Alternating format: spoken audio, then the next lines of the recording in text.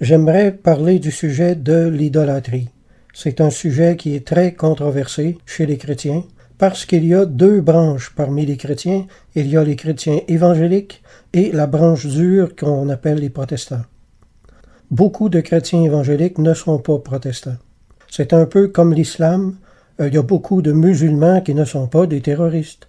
Il y a une branche dure. Comme dans toutes les religions, il y a une branche extrémiste.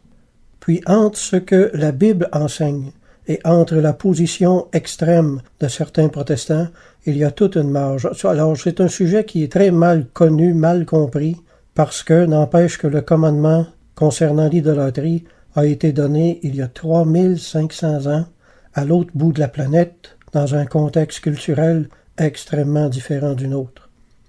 Alors je vais, par la grâce de Dieu, remettre toutes les choses dans leur juste perspective. Et quand je vais avoir terminé, tout le monde va savoir ce qu'est l'idolâtrie, puis qu'est-ce que ce n'est pas. L'art sacré, par exemple, les peintures. L'art sacré est-il de l'idolâtrie? Est-il idolâtre de porter une croix? Une statue est-elle obligatoirement une idole? La confusion vient de ce que le protestantisme a donné une autre définition que celle que nous retrouvons dans la Bible. La Réforme est arrivée avec une interprétation toute nouvelle de l'idolâtrie. Je ferai ressortir clairement ce qu'était l'idolâtrie à l'époque où Dieu l'avait interdit, et je ferai un survol de l'idolâtrie au temps de la première Église. Premièrement, il faut que je dise ceci. Je ne suis pas catholique, mais je ne suis pas protestant non plus. Je suis un chrétien évangélique. Quelqu'un m'a dit un jour, Jocelyn, pourquoi tu défends l'Église catholique? Mais non, c'est pas vrai. Mon but, ce n'est pas de condamner ou de défendre, mais d'éclairer le sujet. Aujourd'hui, il semblerait qu'il y a autant de définitions de l'idolâtrie qu'il y a de chrétiens. Qu'est-ce que l'idolâtrie selon la Bible? Par la grâce de Dieu, c'est ce que je vais faire ici. On m'a accusé dans le passé de défendre l'Église catholique. Ben, c'est pas vrai. Je défends la vérité biblique. Puis si, au passage, l'Église catholique a raison sur quelque chose, ce n'est pas ma faute. Je rends seulement à César ce qui est à César et à Dieu ce qui est à Dieu. Un chrétien se doit d'être une personne équitable, juste et intègre, qui n'a pas de parti pris. Aujourd'hui, quand on donne raison aux catholiques sur quelque chose, tout le monde lève les bras en l'air et sont scandalisés. Écoutez, une Église qui a tort sur tous les points, c'est impossible. Puis une Église qui a raison sur tous les points, c'est impossible également. À écouter parler certains chrétiens, ils donnent l'impression de posséder la vérité, toute la vérité et rien que la vérité. Et ils méprisent le catholique comme s'ils nageaient tous dans l'erreur, dans toute l'erreur et rien que l'erreur. C'est une attitude qui est propre, juste. Cette attitude me répugne. Il y a en effet, chez les protestants, beaucoup de gens rebelles, des gens arrogants, auxquels il faut fermer la bouche. Alors en écoutant ce message, vous allez être confrontés à vous-même et à ce que la Bible dit. Si vous aimez la vérité biblique, vous allez être servis. Mais si vous aimez seulement vous bercer d'illusions et de traditions d'hommes, de traditions qui vous ont été léguées par l'école de pensée protestante, vous n'allez pas aimer ce que vous allez entendre. Parce que Jocelyn Amadeus enseigne la Bible, rien que la Bible et toute la Bible. Amen. L'idolâtrie, c'est le gros argument contre l'Église catholique. La moindre petite statuette de Jésus, la moindre petite image du Christ, ou la plus petite croix suspendue au mur, et le protestant crie à l'idolâtrie criminelle et condamne les gens au feu éternel. La définition luthérienne de l'idolâtrie n'est pas biblique. Les doctrines luthériennes ne sont pas des doctrines bibliques pour la majorité, mais un ramassis de doctrines anti-catholiques. La haine du catholique est la base de toute la théologie luthérienne. Il est donc pas très sage d'étudier la Bible à l'école de quelqu'un qui a la haine pour mobile. Là où il y a la chair, il n'y a pas de lumière. Celui qui est son frère est dans les ténèbres. Il marche dans les ténèbres et il ne sait où il va parce que les ténèbres ont aveuglé ses yeux. 1 Jean 2,11. Il y a 3 différentes conceptions de l'idolâtrie. Il y en a une qui nous vient de la Réforme protestante, une autre de la superstition et une autre de la Bible. Plusieurs inventent n'importe quoi ou ajoutent toutes sortes de choses. Soyons fidèles à la parole de Dieu. Alors, par la grâce de Dieu, je vais faire de la lumière sur le sujet une bonne fois pour toutes. Ensuite, vous saurez qui condamner et quoi condamner et qui ne pas condamner. La plupart des choses que nous appelons idolâtrie n'en est pas, tandis que beaucoup d'autres le sont, mais ne sont pas condamnées. Alors, mon point numéro 1, quelle est la définition générale de l'idolâtrie? Premièrement, l'idole, c'est une chose à laquelle on se dévoue et que l'on a placée soit à côté de Dieu ou au-dessus de Dieu, ou c'est quelque chose de mauvais que l'on sert à la place de Dieu ou en même temps que Dieu. C'est un péché auquel on a donné la première place dans notre vie. C'est un mal qui remplit toutes nos pensées et nos efforts. L'idolâtrie est une obsession à suivre des voies contraires au commandement de Dieu. L'idolâtrie, c'est placer un péché sur le trône de notre cœur et lui donner la première place qui devrait revenir au Seigneur. L'idolâtrie est toujours quelque chose qui est contraire au christianisme. Par exemple, la cupidité, la promiscuité sexuelle, la sorcellerie et toute autre obsession contraire aux mœurs chrétiennes. Voilà ce qu'est, selon la Bible, l'idolâtrie pour nous qui vivons sous la Nouvelle Alliance. L'idolâtrie produit donc une coupure de la communion avec Dieu. Si ce que vous qualifiez d'idole ne produit pas cette coupure de Dieu, cela n'est pas une idole. La Grande Réforme a essayé d'associer l'idolâtrie de l'Ancien Testament au statut qui se trouvait dans les églises catholiques. Mais même si on essaie d'y trouver des ressemblances, des rapprochements, il ne faut qu'un petit coup d'œil sous la surface pour réaliser qu'il ne s'agit pas de la même chose du tout. Même si la Réforme a essayé très fort de faire revivre le péché d'idolâtrie 3000 ans plus tard, la vérité c'est que nous ne vivons plus à l'époque archaïque de l'Ancien Testament. Ce genre d'idolâtrie n'existe plus sur la terre. Gloire à Dieu. Ce qui m'amène à mon point numéro 2. Regardons ce qu'était l'idolâtrie sous l'Ancien Testament au moment où Dieu l'a condamnée, pour voir dans quel contexte dans lequel les Hébreux vivaient quand Dieu leur a donné le commandement de ne pas servir d'autres dieux. Exode 20, 2-5. Je suis l'Éternel ton Dieu qui t'ai fait sortir du pays d'Égypte, de la maison de servitude. Tu n'auras pas d'autre Dieu devant ma face. Entre parenthèses, je pose une question ici. Est-ce qu'une statue de Jésus est la représentation d'un autre Dieu?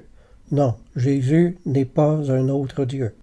Tu ne te feras point d'image taillée, ni de représentation quelconque des choses qui sont en haut dans les cieux, qui sont en bas sur la terre, et qui sont dans les eaux plus bas que la terre. Tu ne te prosterneras point devant elles, et tu ne les serviras point. Ok, pourtant Dieu a dit lui-même dans la Genèse qu'il regarda tout ce qu'il avait créé, et voici, tout était très bon. Ce ne sont pas les oiseaux du ciel qui sont méchants, ni les animaux de la terre ou les poissons de la mer. Ce sont les cultes que les païens en avaient faits. Ces cultes exigeaient la pratique de péchés très graves et le rejet de tous les commandements de Dieu. C'était la base de l'idolâtrie, le rejet des commandements, un mode de vie contraire aux commandements de Dieu. Le premier commandement était une mise en garde contre les dangereux cultes démoniaques des dieux babyloniens. Je dis dangereux parce qu'il s'agissait de sciences occultes et de communion avec les démons cachés derrière ces idoles qui les représentaient. Ces esprits malins pouvaient posséder les adhérents de leur culte et les forcer ensuite à commettre toute espèce d'impureté sexuelle, de meurtre, de toutes sortes de choses criminelles qui étaient en abomination au Seigneur. Et non seulement ça, mais ces cultes détruisaient la vie et les familles de ceux qui pratiquaient ces choses. On connaît de quelle cruauté l'ennemi traite ses propres serviteurs. Si vous avez déjà lu des livres à propos du satanisme, des sorcières ou des sorciers qui sont sortis de ce milieu, qui sont maintenant devenus chrétiens, ils vont vous dire qu'ils étaient torturés par les esprits mauvais qu'ils servaient. Par exemple, en Matthieu 15, 21-22, Jésus, étant parti de là, se retira dans le territoire de Tyr et de Sidon. Et voici une femme cananéenne qui venait de ces contrées, lui cria « Aie pitié de moi, Seigneur, fils de David. Ma fille est cruellement tourmentée par le démon. » Le territoire de Tyr et de Sidon, ça se trouve au nord, dans la tribu d'Azer, aux confins de la Phénicie. Leurs habitants étaient idolâtres. On les appelait tantôt des Cananéens parce qu'ils descendaient des nations cananéennes. Pourquoi y avait-il tant de démons à chasser en Israël au temps de Jésus? Parce que c'était une génération adultère, entre guillemets, c'est-à-dire idolâtre, qui servait d'autres dieux, qui servait des dieux cananéens.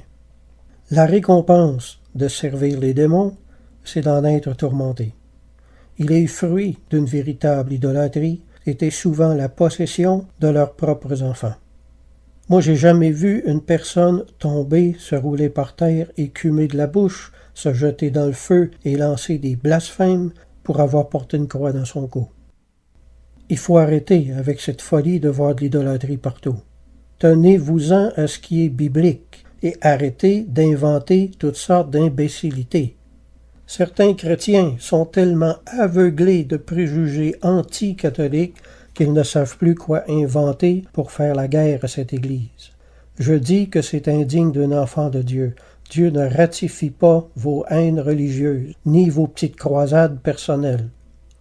Certains chrétiens condamnent leurs parents catholiques comme idolâtres, parce qu'ils ont une image de Jésus ou une croix sur un mur dans la maison. De grâce, les amis, ne faites pas ça. Ça n'a aucun rapport, ni de près ou de loin, avec la véritable idolâtrie dont parle la Bible, et vous allez éloigner vos parents du Seigneur et les rendre inatteignables par la suite. Le premier commandement nous révèle le grand amour paternel de Dieu pour son peuple. Ce premier commandement était une paternelle mesure de protection contre les ennemis invisibles qui détruisaient la vie des hommes sur la terre. Il me touche le cœur de constater que l'amour de Dieu a premièrement et avant tout voulu placer ses enfants dans un milieu saint, où ils seraient à l'abri de toutes ces créatures maléfiques, invisibles, qui polluaient l'atmosphère à l'époque. Il y a 3500 ans, le contexte historique au temps de Moïse était très différent du nôtre. Il y a 3500 ans, l'Église catholique n'existait pas. On est d'accord là-dessus? La Réforme a pris un texte biblique vieux de 3000 ans, l'a transporté dans le temps et a essayé de l'appliquer à l'Église catholique, ce qui est absolument contraire à toutes les lois de l'interprétation biblique. En interprétation biblique et en exégèse, il est absolument nécessaire de tenir compte des contextes historiques et culturels. Sinon, on arrive à toutes sortes d'interprétations absurdes. Plus de 3000 ans après que le premier commandement a été donné, M. Luther, dans sa querelle avec le pape de l'époque, décide de tout diaboliser dans l'Église. Il fait du jugement à l'emporte-pièce. Il catégorise les images de Jésus, des saints, des anges, comme étant des idoles. Du coup, ce qui signifie que tous les catholiques étaient des idolâtres et allaient en enfer. En lisant la Bible, Martin Luther, c'est dommage, n'avait pas le souci de découvrir la vérité, mais le souci de diaboliser l'Église catholique. Ça a été sa grande mission, la mission de sa vie, ça. Lire la Bible avec le cœur rempli de haine et de rancœur conduit toujours à des interprétations plus fausses les unes que les autres. La véritable idolâtrie, à l'époque où Dieu a donné le premier commandement, impliquait des interactions avec des prostituées qui étaient dans les temples de ces idoles. Il y avait aussi des sacrifices d'enfants et l'adoration de créatures démoniaques que représentaient ces idoles. Les démons se manifestaient en donnant des transports prophétiques à leurs prêtres. Par-dessus tout ça, il y avait des pratiques occultes, de la magie, de la sorcellerie, etc. Vous conviendrez avec moi qu'il n'y a rien de commun entre cette idolâtrie et une image de Jésus qu'un chrétien quelque part a épinglé sur un mur. Il faut arrêter avec cette folie-là de voir l'idolâtrie partout. Il faut arrêter avec tous ces scrupules et toutes ces superstitions. Quand comprendrons-nous que nos doctrines extrêmes sont des scandales pour le monde? OK, Deutéronome 27:15. Maudit soit l'homme qui fait une image taillée ou une image en fonte, abomination de l'Éternel. Deutéronome 4:16. Une représentation de quelque idole, de la figure d'un homme ou d'une femme. Basé sur ces versets, lorsqu'on voit une petite statue de Jésus ou d'un saint ou d'un ange, le protestant crie à l'idolâtrie. Mais faites une recherche sur le net. Cherchez statue de Martin Luther. Vous allez voir de nombreuses photos représentant des dizaines de grandes statues en bronze de Martin Luther répandues dans toute l'Europe. C'est bizarre, ce sont les protestants eux-mêmes qui font ces statues, mais le protestant ne crie pas à l'idolâtrie. Les statues, c'est un péché seulement chez les catholiques, mais pas chez eux. La pensée protestante est un peu illogique quelquefois. Ils condamnent les statues des saints, mais pas les statues de Martin Luther ou de Calvin, ou autres réformateurs. Quand il s'agit de leur saint patron, ce n'est plus l'idolâtrie. Qu'est-ce que c'est que la définition de l'hypocrisie selon la Bible? C'est de condamner chez les autres des péchés que l'on commet soi-même. L'apôtre Paul a dit, en Romains chapitre 2, « Pourquoi juges-tu ton frère, toi qui commets les mêmes choses? » Si toutes les statues de personnages sont automatiquement des blasphèmes idolâtres, pourquoi l'Europe est-elle remplie de statues en fonte des réformateurs? Est-ce que la Bible ne dit pas clairement « Tu ne feras pas d'image en fonte » ? Si c'était des statues de papes qu'il y avait dans l'Europe, le protestant crierait à l'idolâtrie de tous ses poumons. Mais quand c'est des statues de Martin Luther ou d'autres réformateurs, c'est correct, c'est correct. Proverbe 11:1. La balance fausse est en horreur à l'Éternel. Proverbe 20:23. L'Éternel a en horreur 2 sortes de poids. Tout ça nous enseigne quelque chose de très important, c'est qu'il y a une différence entre une statue et une idole. Voilà, c'est ça que je veux que les chrétiens voient et reconnaissent enfin. À la vérité, là, toute cette histoire de statue et d'idolâtrie, c'est une grosse blague. Il n'y a pas plus d'idolâtrie dans les statues du catholicisme qu'il y en a dans les statues du protestantisme. Je crois que chez les protestants, la haine du catholique est si forte qu'elle l'emporte sur le bon sens. Les protestants vont jusqu'à des extrêmes doctrinales ridicules pour réussir à diaboliser absolument les cathos. Frères et sœurs, il faut arrêter avec ces guéguerres d'église. Moi, j'ai beaucoup œuvré en milieu catholique, puis je rends le témoignage qu'il se trouve des légions de très belles âmes qui aiment véritablement le Seigneur tout autant que nous. En 1 Jean 2:29, il est dit « Si vous savez qu'il est juste, reconnaissez que quiconque pratique la justice est né de lui. » Mais comme il est difficile pour l'orgueil de reconnaître la présence du Seigneur chez les autres, comme on aime se croire seul dans la vérité. Je répète encore que l'idolâtrie à l'époque du Deutéronome, c'était l'adoration de démons dont on faisait des statues. Ces démons exigeaient des sacrifices humains, des bébés ou des enfants. Leurs prêtres poussaient les fidèles aux macérations physiques avec des épées ou autres instruments tranchants. On organisait des orgies et des beuveries. Il y avait des prostituées qui entraînaient le peuple dans tous les vices. Il y avait également des pratiques très occultes et de sorcellerie. Tout menait à des pratiques contraires à la sainteté, contraires à la nature et contraires à tous les commandements de Dieu. C'est cette idolâtrie que Dieu a défendue et condamnée dans le premier commandement. Ça n'a absolument aucun rapport avec une statue de Jésus sur une table ou une croix sur un mur. Soyons sérieux. Dans le temple de Dagon, par exemple, il y avait une énorme statue de bronze dans laquelle on allumait un feu à l'intérieur jusqu'à rendre le métal ardent. Puis des parents venaient apporter leur bébé et le déposaient dans les bras de la statue de bronze chauffée à blanc. L'enfant était brûlé vif devant les parents en offrande à l'idole. L'enfant routissait littéralement devant les yeux de ses parents. Ça, c'était de l'idolâtrie. Dagon était une véritable idole. Est-ce qu'une statue de Jésus vous a jamais demandé de sacrifier vos enfants?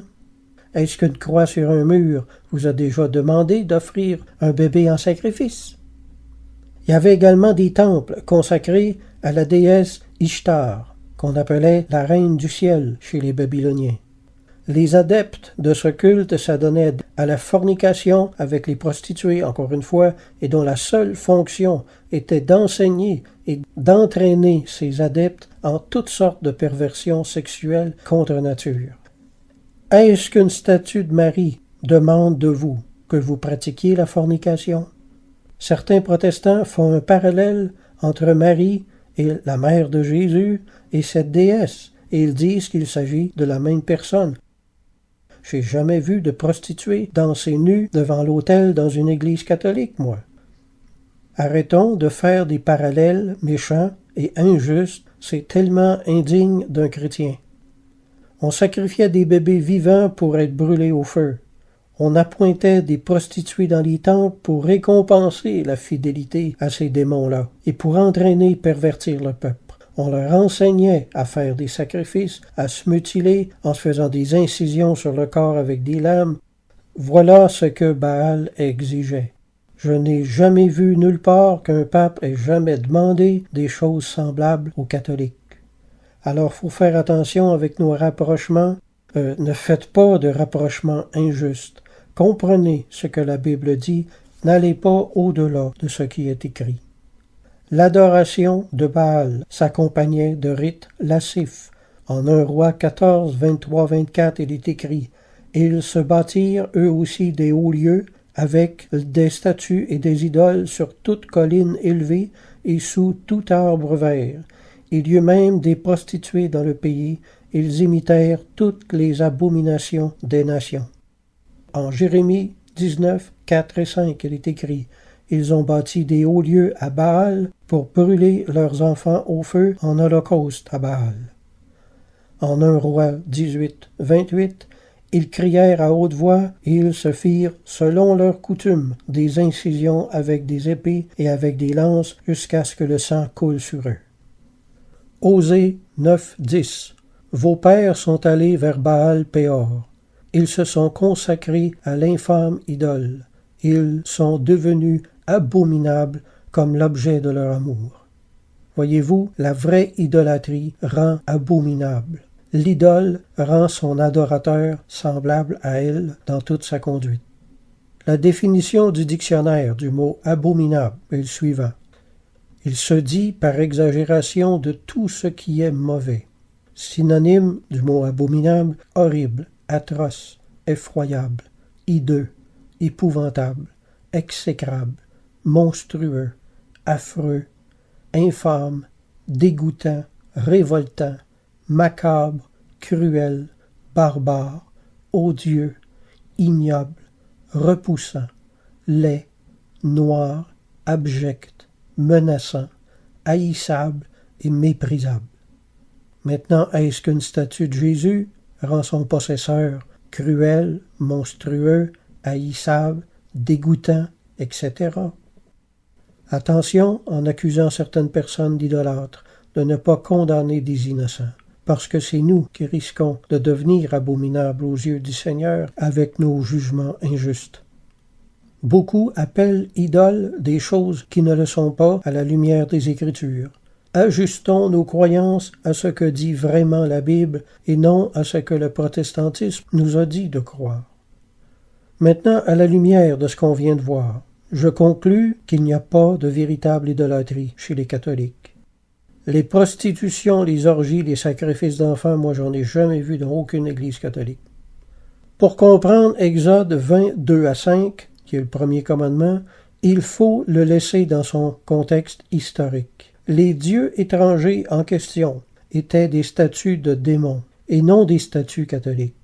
Ces démons encourageaient tous les vices contre nature, beuverie, orgie, sorcellerie, nécromancie, sacrifice humain, automutilation, toutes sortes de choses abominables semblables. On comprend pourquoi Dieu a ordonné de ne pas se prosterner devant ces dieux pour les servir. Le premier commandement n'a rien de commun avec les statues de Jésus, de Marie, des prophètes, des anges ou des saints. Martin Luther s'amène 3000 ans plus tard, accuse l'Église catholique l'idolâtrie, c'est ce qui est totalement ridicule à la lumière des Écritures. Il n'y a pas plus d'idolâtrie chez les catholiques que dans votre salle à manger. Pour qu'il y ait idolâtrie, il faut qu'il y ait adoration et service rendu à un démon et dépravation de mœurs. Il y a de nos jours ce que j'appelle la statue cultuelle. Je n'ai pas dit culturelle, mais cultuelle. Il y a à peu près que chez les hindous et chez les bouddhistes qu'on rencontre encore ce genre de choses aujourd'hui. Il s'agit d'une idolâtrie quand même très douce, d'une idolâtrie très bénigne, car il n'y a pas de sacrifice humain, ni de sorcellerie, ni rien de semblable. En fait, il ne s'agit pas d'idolâtrie vraiment, mais d'ignorance, ce qui est plutôt fait pour nous inspirer de la pitié, de la compassion, et non de l'indignation. Quand Dieu a ordonné à Moïse de fabriquer cette image en fonte, je parle du serpent d'airain, est-ce que ce n'était pas un péché selon la loi? Deutéronome 4,18 dit « De peur que vous ne vous corrompiez et que vous ne vous fassiez une image taillée, une représentation de quelque idole, la figure d'une bête qui rampe sur le sol. » Moïse fait une représentation d'un serpent. Il fait exactement le contraire de ce que Dieu avait ordonné. Pourtant, c'est Dieu qui lui dit de le faire. Et ça va plus loin. En Jean 3, 14, 15, Jean dit ceci, « Comme Moïse éleva le serpent dans le désert, il faut de même que le Fils de l'homme soit élevé, afin que quiconque croit en lui ait la vie éternelle. » Est-ce que Dieu a transgressé son propre commandement? Est-ce que Dieu contredit sa propre parole? Est-ce que Dieu est en train de pousser Moïse à l'idolâtrie? En plus, Jean dit ici que ce serpent était une image du Christ sur la croix. Wow! Pourquoi l'apôtre Jean ose-t-il comparer un serpent en fonte au Christ? Est-ce que c'est pas un blasphème épouvantable? Si, comme le disent les protestants, toutes les statues, sans distinction, sont des idoles, alors Dieu et Moïse seraient eux-mêmes les plus grands idolâtres qu'il n'y a jamais existé.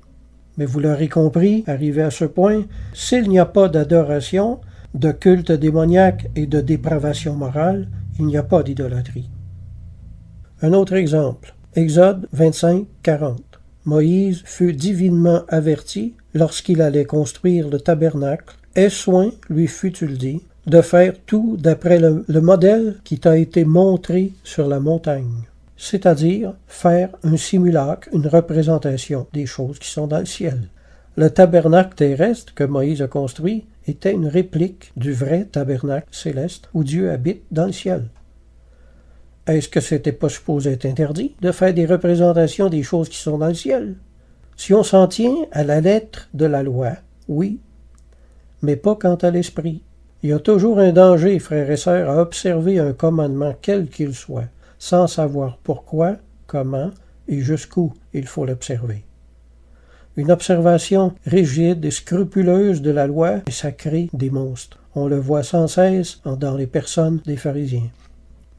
Les chrétiens d'aujourd'hui voient la statue d'un ange dans une église catholique, ils crient à l'idolâtrie. C'est ce qu'on enseigne dans les écoles bibliques, n'est-ce pas? C'est ce que votre pasteur a appris, et c'est ce qu'il vous a enseigné à son tour. Alors, c'est ce que vous enseignez aux autres à votre tour. Le jeune chrétien n'est pas capable de penser par lui-même. Il ne fait que répéter ce qu'on lui a enfoncé dans le crâne. On sait qu'au-dessus de l'arche s'élevaient 2 statues d'anges, 2 chérubins aux ailes déployées. En Hébreux 9.5, il est écrit « Au-dessus de l'arche étaient les chérubins de la gloire, couvrant de leur ombre le propitiatoire. » Alors je pose une question, est-ce que Dieu a induit Moïse en idolâtrie, encore une fois? Est-ce que ça ne va pas directement à l'encontre du premier commandement? Si Dieu transgresse ses propres commandements, est-ce qu'il va être obligé de se jeter lui-même en enfer? La réponse est toute simple. Une statue ne devient une idole que si elle entraîne les gens dans le péché. Mais si elle inspire la gloire de Dieu, comme ces anges-là, eh bien, ces statues sont sanctifiées. S'il est péché d'idolâtrie d'avoir des statues d'anges à la maison, pourquoi Dieu lui-même en a dans son tabernacle? Est-ce qu'on ne va pas un peu trop vite en besogne en condamnant les catholiques? Ils ont le droit d'avoir des statues dans leurs églises, tout comme les Israélites avaient le droit d'en avoir dans le tabernacle. C'est nous qui interprétons les Écritures avec trop d'étroitesse.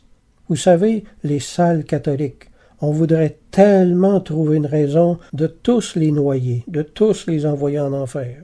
C'est bien dommage, mais le protestant va devoir trouver de meilleurs versets et de meilleurs arguments parce que celui de l'idolâtrie ne tient pas la route selon la Bible. En 1 Roi 7, 25, Salomon fabrique une mer d'airain qui était déposée et supportée par 12 bœufs. Tout ça s'était fait en fonte.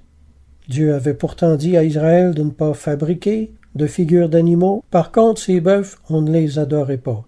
Alors, ils n'avaient pas valeur d'idole.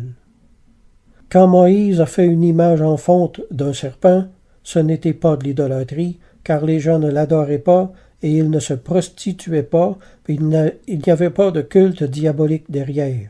Et quand les catholiques placent des statues dans leurs églises, les gens ne se jettent pas dans des cultes sataniques non plus. Pour qu'il y ait idolâtrie, il faut qu'il y ait un culte quelconque qui encourage et pousse les gens dans tous les péchés, dans tous les excès. C'est très important à comprendre ça, mes amis. Salomon a érigé des statues de chérubins gigantesques dans le temple, 10 coudées de hauteur et 10 coudées de largeur. Pourquoi le Seigneur ne l'a pas foudroyé? Parce que ces statues n'étaient pas des idoles. Elles n'étaient pas des idoles parce qu'elles n'induisaient pas en péché. Au contraire, ces statues d'anges étaient des choses saintes, sanctifiées. Ils inspiraient la crainte de Dieu et ils démontraient la gloire de Dieu. Toute statue est sanctifiée quand elle sert à un but édifiant. C'est excessivement important, je le redis. Toute statue est sanctifiée quand elle sert un but édifiant. Une image ou une statue n'est une idole seulement lorsque celle-ci remplace le Seigneur. Une idole est le fruit d'une rébellion intérieure du cœur contre Dieu. Ainsi, le serpent d'airain, loin d'être une idole contre le Seigneur, était au contraire une image qui glorifiait le Seigneur, puisqu'en le regardant, les gens étaient guéris. Saviez-vous qu'il y avait également des statues dans le tabernacle au temps de David? David n'était pas du tout un idolâtre, vous savez. Psaume 74, 5 à 7. On les a vus, pareil à celui qui lève la cognée dans une épaisse forêt. Et bientôt, ils ont brisé toutes les sculptures à coups de hache et de marteau. Ils ont mis le feu à ton sanctuaire. Ils ont abattu, profané la demeure de ton nom. Il s'agissait probablement de statues représentant des anges ou des prophètes du passé, tout comme on retrouve des statues des saints chez les cathos dans leurs églises.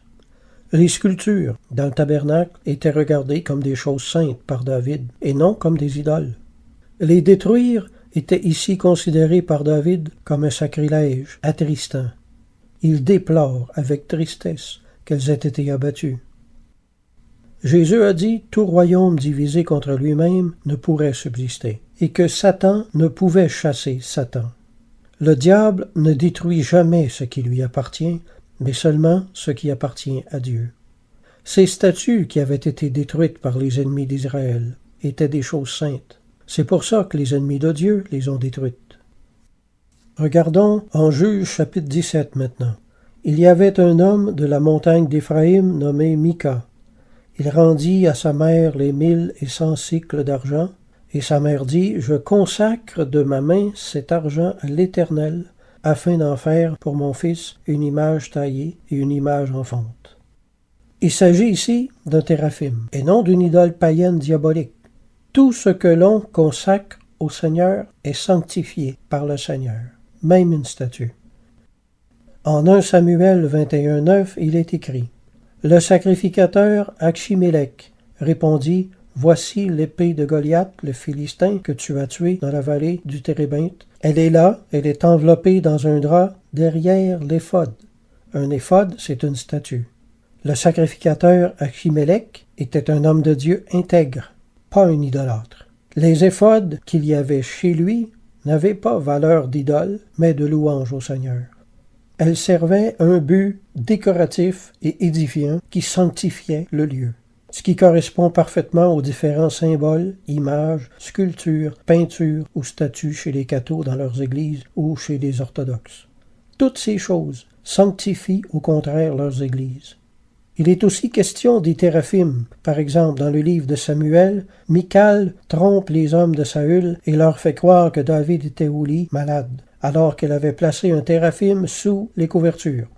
Il y avait un téraphim donc dans la chambre de coucher de David. Si cette statue avait été une idole, pensez-vous que David aurait enduré ça dans sa chambre? Croyez-vous vraiment qu'il aurait supporté ça? Alors non, toute statue n'est pas une idole. Le dictionnaire biblique que j'ai consulté dit que les téraphims étaient une sorte particulière de statue, de forme humaine, que l'on consultait et dont les réponses avaient valeur d'oracle. Il ne semble pas toutefois qu'on leur rendait directement un culte. Ces téraphims servaient seulement d'intermédiaires entre le monde visible et invisible de Dieu. Et si ce n'était pas un péché pour le roi David d'avoir une statue, alors ce n'en est pas un davantage pour les catholiques non plus. Faut être juste et équitable en tant que chrétien. Ne condamnons pas ce que la Bible ne condamne pas.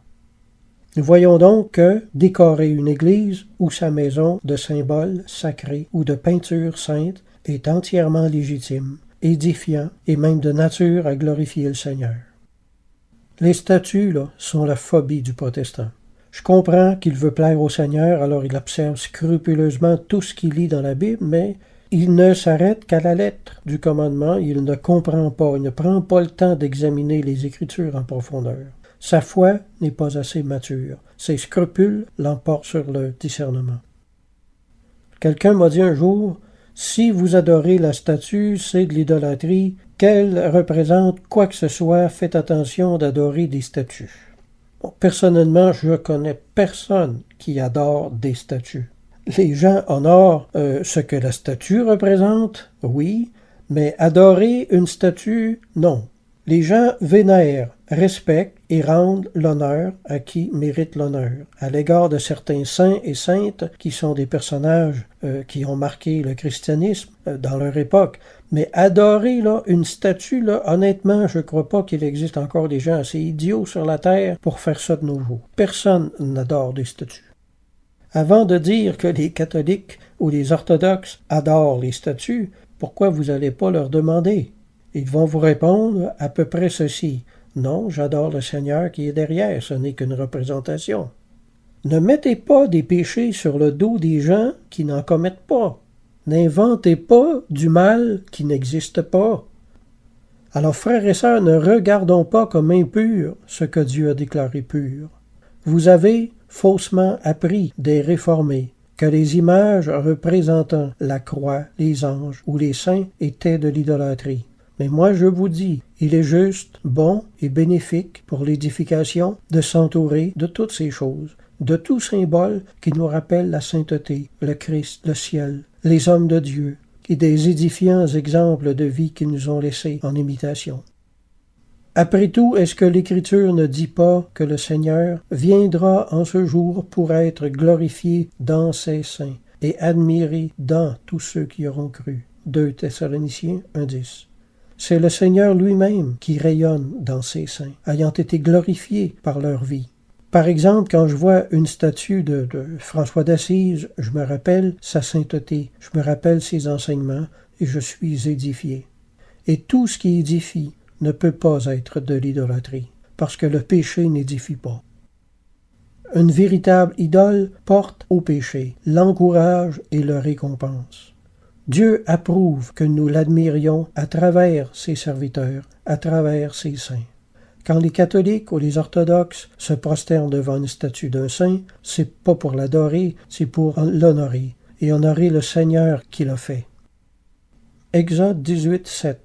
Moïse sortit au-devant de son beau-père, et il se prosterna.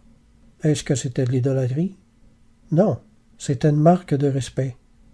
Il faut qu'on soit capable de faire la part des choses, en fin de compte, là, et cesser de condamner des gens à tort et à travers, comme ça, selon l'apparence. Il faut juger selon la justice.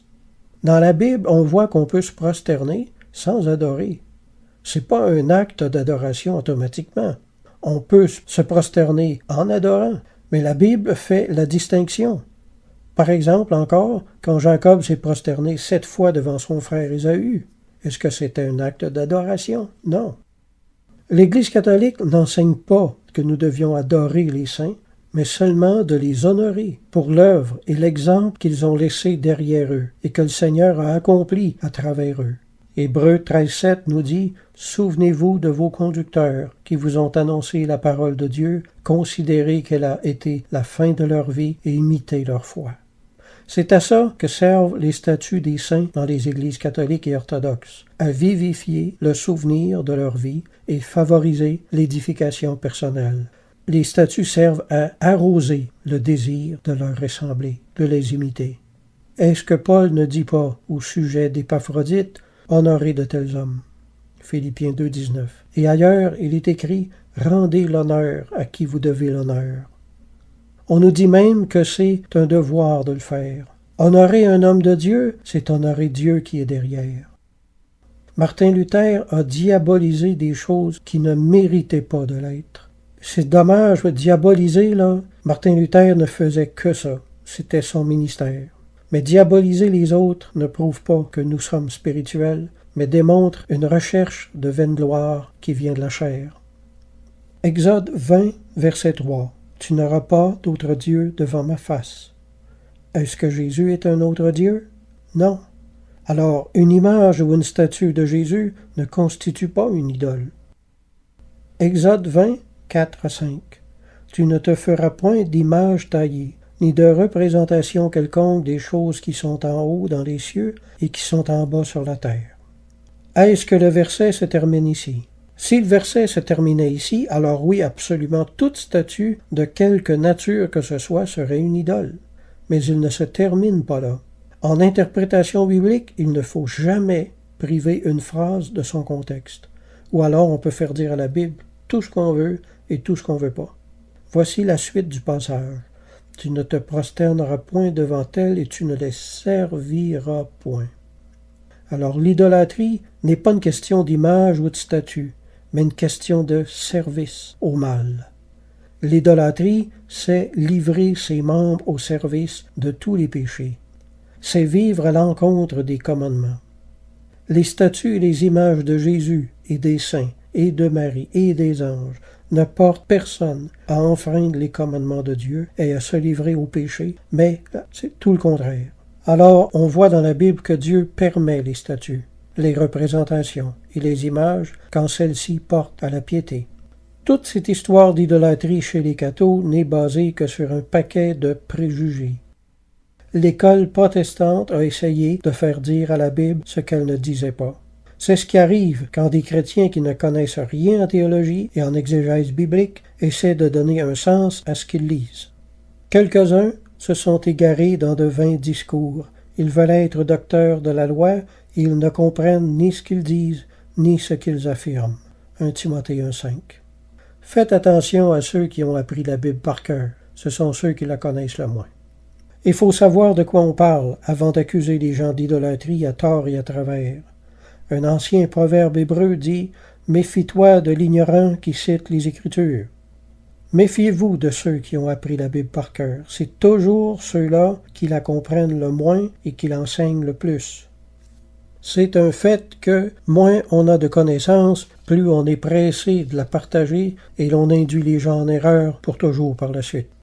Tu n'auras pas d'autre Dieu devant ma face. Une idole, c'est un Dieu que nous servons à la place du vrai Dieu. Est-ce que les catholiques ont renié Jésus-Christ pour servir des dieux païens? Est-ce que les catholiques adorent des dieux cananéens? Est-ce que les catholiques ont renié le vrai Dieu? Est-ce qu'il y a des prostituées dans leurs églises? Est-ce que les catholiques et les orthodoxes offrent leurs enfants en sacrifice? Sinon, alors, il n'y a pas d'idolâtrie. Point numéro 4. La relativité de l'idolâtrie chez les premiers chrétiens. Arrivé à l'époque de Paul, l'idolâtrie lourde, cananéenne et babylonienne, avait en grande partie disparu de la surface de la terre. Le diable avait perdu de l'ascendance. On se rappelle la statue du rêve de Nebuchadnezzar. Le premier royaume du diable s'était fait d'or. Il y avait une grande puissance sur la terre. Ensuite, le royaume suivant, c'était de l'argent. Ensuite, du bronze. Ensuite, du fer. On voit que le diable perd du terrain. Depuis le début de la création, le diable perd du terrain sur la terre, perd de la force. Pour en revenir à l'idolâtrie, c'est la même chose. L'idolâtrie lourde et puissante, cananéenne et babylonienne, avait presque disparu à l'époque de Paul. Il y avait encore de l'idolâtrie, mais elle était plutôt plus de nature morale que de nature cruelle. Elle était davantage due à l'ignorance qu'à la rébellion consciente. Concernant les cultes idolâtriques de son époque, Paul a dit en Romains 14,14 « Je sais et je suis persuadé par le Seigneur Jésus que rien n'est impur en soi, et qu'une chose n'est impure que pour celui qui la croit impure. » Tite 1,15 « Tout est pur pour ceux qui sont purs, mais rien n'est pur pour ceux qui sont souillés et incrédules. Leur intelligence et leur conscience sont souillées. » Quand on regarde les gens avec des lunettes sales, on voit tout le monde sale.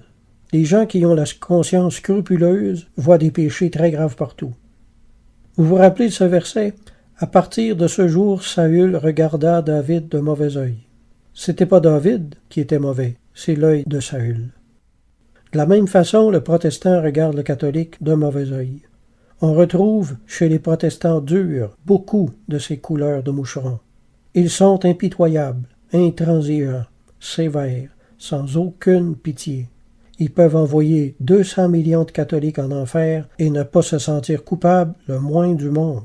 Ils ont le cœur souillé, alors tout le monde leur paraît souillé.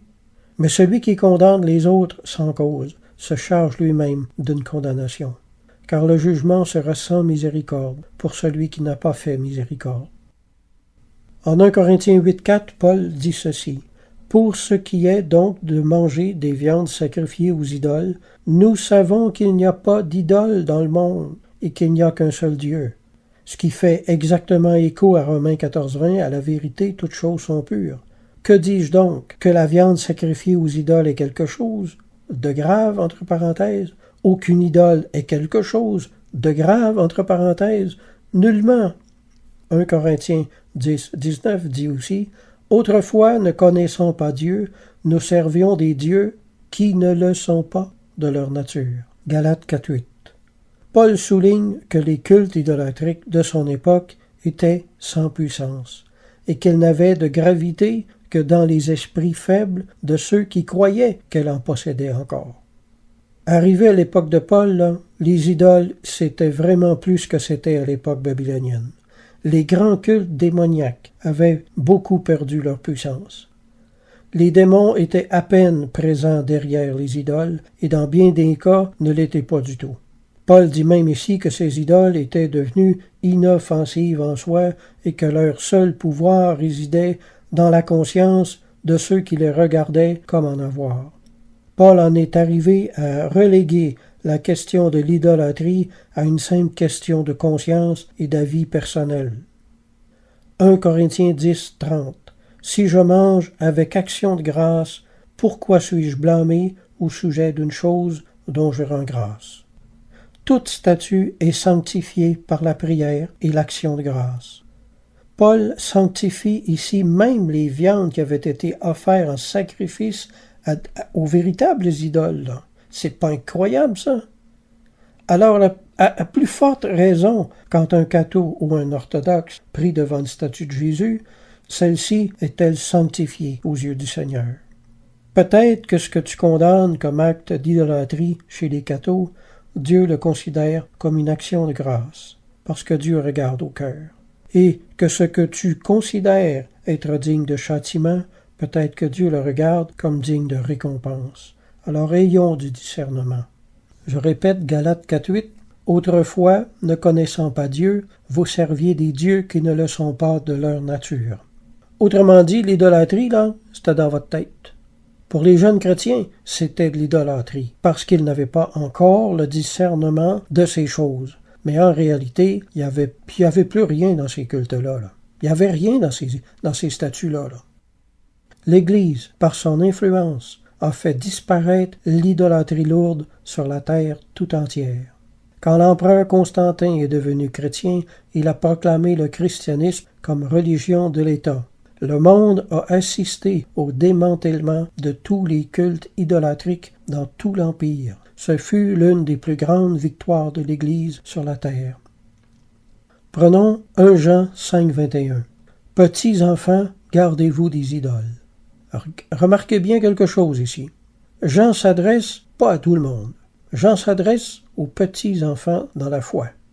Au chapitre 2, versets 12-13, Jean parle de 3 différents stades de maturité dans le Seigneur. Il s'adresse aux petits-enfants, ensuite aux jeunes gens, ensuite aux pères. Il leur dit pas les mêmes choses. Ce sont les petits-enfants qui doivent s'abstenir des idoles, parce qu'ils ne sont pas capables encore de faire la différence entre ce qui est de l'idolâtrie et ce qui n'en est pas. Les petits-enfants à qui Jean parle sont ceux que Paul appelait les frères encore faibles dans la foi. Les frères à la conscience faible, en Romains chapitre 14. Pour mieux comprendre, laissez-moi donner un exemple. Moi, j'ai 40 ans de vie chrétienne. Ce ne serait pas un danger pour moi d'aller boire une bière dans un bar quelque part. Ce ne serait pas ma place, là, mais ce ne serait pas un danger pour moi de retourner dans le monde, là.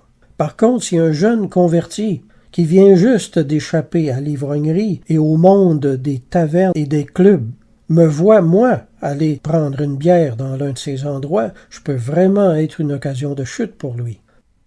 Voyez-vous, c'était le même genre de contexte, le même genre de problème qui existait dans l'Église primitive à propos des temples d'idoles.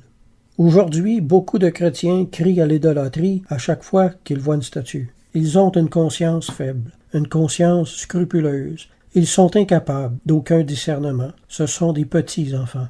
En réalité, une statue, c'est pas plus dangereux qu'une pomme. Une statue de plâtre, il n'y a rien là-dedans. Du plâtre, c'est rien que du plâtre, là. Il n'y a pas plus de démons dans une statue qu'il y a de démons dans une pomme ou une bonne fontaine, les amis. Durant la période babylonienne, le culte idolâtre consistait à fabriquer des statues à l'image et à la ressemblance de certains démons qui existaient réellement. Et ces démons avaient le pouvoir de prendre possession de leurs adorateurs par des esprits malins. Ces cultes-là, les amis, c'est complètement disparu de la terre. Ça n'existe plus. Et depuis très, très longtemps. Toi qui te nommes chrétien et qui as des regards adultères, depuis combien d'années sers-tu le Dieu de la convoitise qui est en toi? Combien de fois as-tu fait pleurer ta femme, peut-être, en exigeant d'elle des faveurs forcées, uniquement pour te satisfaire? Comme tu es énergique à dénoncer de l'idolâtrie chez les cathos, alors que tu ne vois pas la véritable idole que tu sers et qui habite dans le temple de ton pantalon. Voilà, les frères et sœurs, à mon avis, ce qui est bien plus babylonien qu'une statue de Jésus. À l'époque de Paul, la question de l'idolâtrie avait beaucoup évolué. Il semble que Paul n'ait finalement mis les chrétiens en garde contre l'idolâtrie que dans le contexte de l'impudicité et de l'amour de l'argent. En Colossiens 3.5, Paul dit « la cupidité qui est une idolâtrie ». En Éphésiens 5.5, il dit « cupide, c'est-à-dire idolâtre ». L'amour du sexe est également une idolâtrie condamnée par l'apôtre Paul. Philippiens 3.19, leur fin sera la perdition, ils ont pour Dieu leur ventre, c'est-à-dire leur bas-ventre, ils mettent leur gloire dans ce qui fait leur honte, ils ne pensent qu'aux choses de la terre.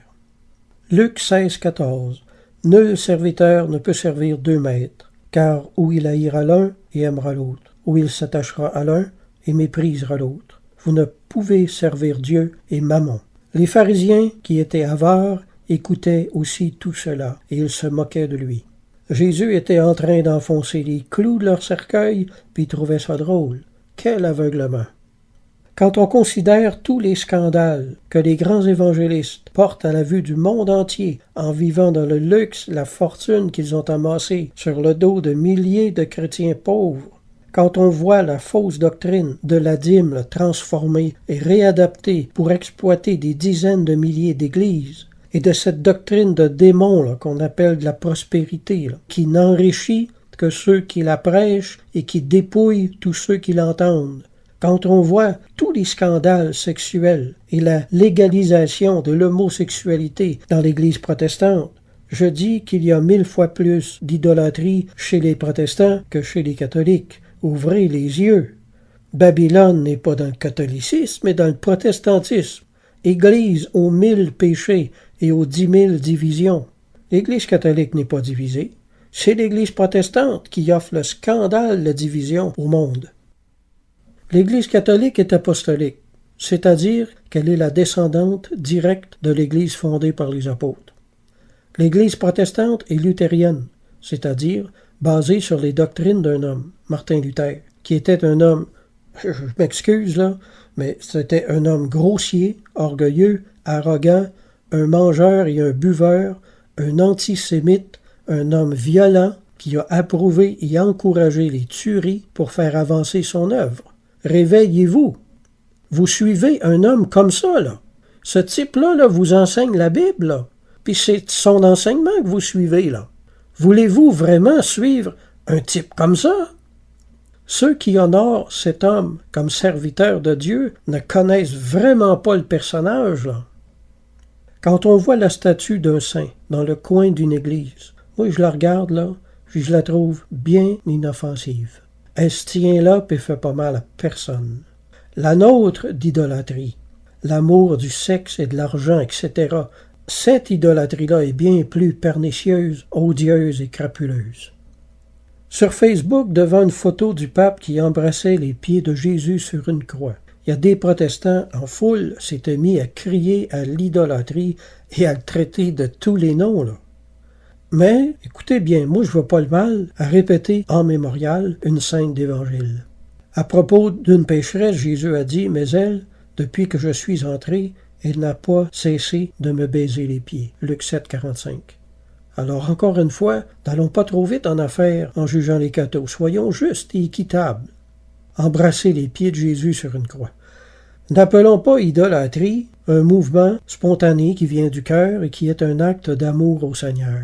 Quand la femme de mauvaise vie a répandu du parfum sur la tête de Jésus, il est écrit « Les disciples, voyant cela, s'indignèrent. » Ils dirent « À quoi bon cette perte? On aurait pu vendre le parfum, etc. » Jésus, s'en étant aperçu, leur dit « Pourquoi faites-vous de la peine à cette femme? Elle a fait une bonne action à mon égard. » Ce que Jésus a déclaré bon, ne le déclarons pas comme mauvais. Jésus sait reconnaître l'amour du cœur derrière nos louanges imparfaites. Ne condamnons pas à la légère les expressions d'amour des catholiques envers le Seigneur. Ils ont leur façon de servir le Seigneur, on a la nôtre. Quand un catho embrasse une croix, c'est Jésus qui l'embrasse dans son cœur. Et Dieu regarde au cœur. C'est pas difficile à comprendre, ça. Jésus n'a pas réprimandé la pécheresse qui est venue répandre tout un vase de parfum sur sa tête. Si la conscience du Christ avait été scrupuleuse comme la nôtre, Jésus aurait dit « Mais qu'est-ce que tu fais? Tu sais pas que les libations de parfum s'apparentent aux libations des cultes païens? Arrière de moi ne m'associe pas au culte idolâtrique. » Mais non, Jésus ne l'a pas réprimandé, il l'a laissé faire. Il a regardé à son cœur. Le Seigneur a tout de suite donné valeur d'amour à son geste, ce qui sanctifiait tout. Quand on est follement amoureux, on fait des choses folles pour le démontrer. Alors quand vous verrez un catholique embrasser une croix, ou les pieds de Jésus sur une croix, ou je sais pas quoi d'autre, pourquoi vous dites pas gloire à Dieu? Gloire à Dieu d'avoir placé l'amour de Dieu dans son cœur. Ainsi, ne nous jugeons donc plus les uns les autres. Romains 14, 13. Reconnaissons que c'est nous qui avons le cœur dur et le jugement facile. Le protestant dur a la gâchette sensible. C'est lui qui a la jalousie, la propre justice et les dents qui grincent. Si vous avez du discernement, vous jugerez justement. J'en arrive à mon point numéro 6. Je veux parler de l'art sacré. Beaucoup de chrétiens ne croient pas en l'art sacré. Ils crient à l'idolâtrie à chaque fois qu'ils voient une image ou une peinture de Jésus. C'est encore une dérive qui est née de la phobie d'une conscience scrupuleuse. Si c'était pas un péché pour les disciples de regarder la figure de Jésus, ce n'en est pas un davantage de le regarder en peinture aujourd'hui. Il y a de très belles peintures qui représentent Jésus conduisant un troupeau de brebis, par exemple. J'ai toujours trouvé ça très édifiant parce que j'ai un cœur de pasteur. Pour moi, c'est honorer le Seigneur que de placer sur un mur une peinture qui représente l'amour et la compassion de Jésus pour les pécheurs. Il est le bon berger. Peut-être pour toi, il s'agit d'idolâtrie, mais pour moi, il s'agit d'une grande action de grâce. Au VIe siècle, Grégoire le Grand a dit « Les œuvres d'art sont la Bible de ceux qui ne savent pas lire. » C'est incalculable le nombre de personnes qui se sont converties ou qui ont connu même un réveil spirituel grâce à une peinture ou une sculpture. Moi, quand j'étais petit, j'avais 4 ans environ, mon frère me ramenait des images de son collège. J'étais absolument fasciné de voir ça, Jésus en croix, de voir l'amour de Jésus. Je comprenais ça, j'avais compris ça. Selon l'école protestante, les peintures de Jésus qui montrent des scènes d'Évangile sont encore pure idolâtrie punissable de l'enfer éternel. C'est d'une étroitesse d'esprit qui se passe de commentaires-là. À l'époque de la Réforme, on entrait dans les églises et on recouvrait toutes les peintures qu'il y avait sur les murs d'une épaisse couche de peinture blanche. On brisait toutes les statues à coups de grands marteaux et on traînait même les autels dehors pour les détruire. Les gens se tenaient là, puis étaient tout attristés du spectacle et dans une profonde consternation de voir désacraliser leurs églises de pareille sorte. C'est ce que la Réforme a fait. Quand on parle de fausse spiritualité, mes amis, là, c'en est un très bel exemple. Faites une recherche sur le net et regardez toutes les fresques dans les catacombes de Rome, faites par les premiers chrétiens. On y retrouve des croix, des peintures de Marie, de Jésus, de toutes sortes de choses. Est-ce que tous ces chrétiens qui sont morts martyrs pour leur foi vont aller en enfer pour idolâtrie? Soyons sérieux! Cette histoire de voir de l'idolâtrie partout, c'est devenu une vraie folie. Il faut cesser avec cette phobie de voir de l'idolâtrie partout où il n'y en a pas. Restons bibliques. N'allons pas au-delà des Écritures pour leur donner aujourd'hui un sens que Dieu n'a jamais entendu leur donner. Pendant des siècles, au Moyen Âge, l'art religieux, c'est-à-dire les peintures, était la seule Bible que la populace sans instruction pouvait comprendre. Nombreux sont ceux qui se sont convertis au Seigneur grâce à ces images saintes tirées des Évangiles. Aux États-Unis, il y a 2 ou 3 siècles, les esclaves noirs illettrés se convertissaient en regardant les images de Jésus qu'ils trouvaient dans les Bibles.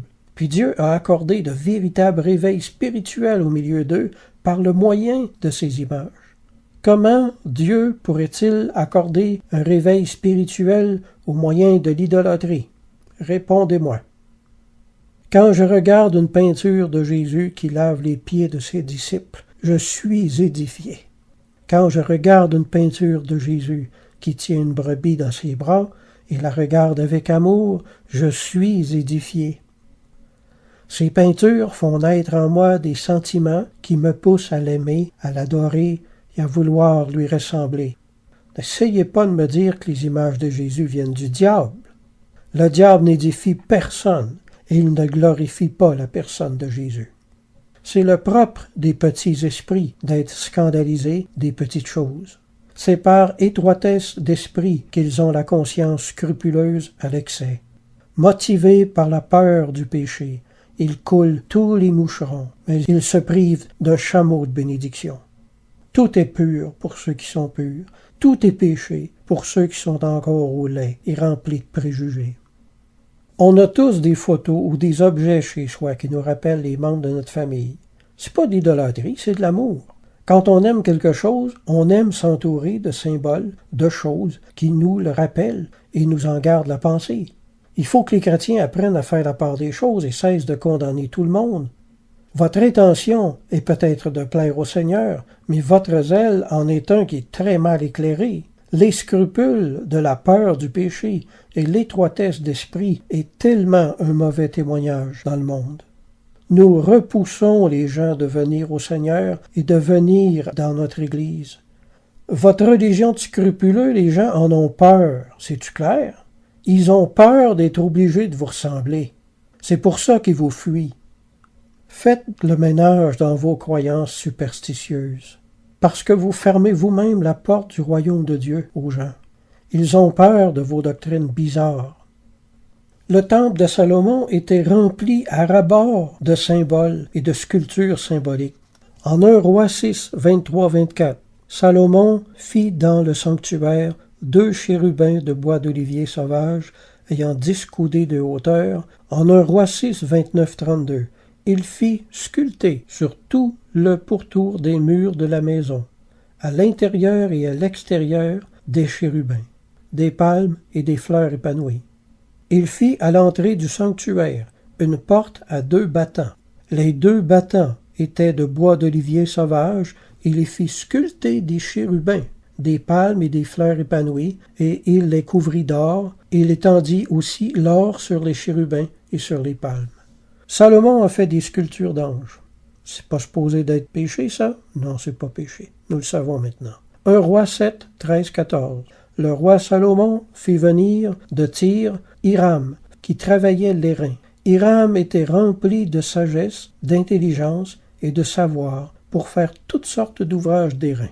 L'art sacré et les artistes. Voici le passage parallèle en 2 Chroniques 2, 13-14. Je t'envoie donc un homme habile et intelligent, Huram, fils d'une femme d'entre les fils de Dan et d'un père tyrien.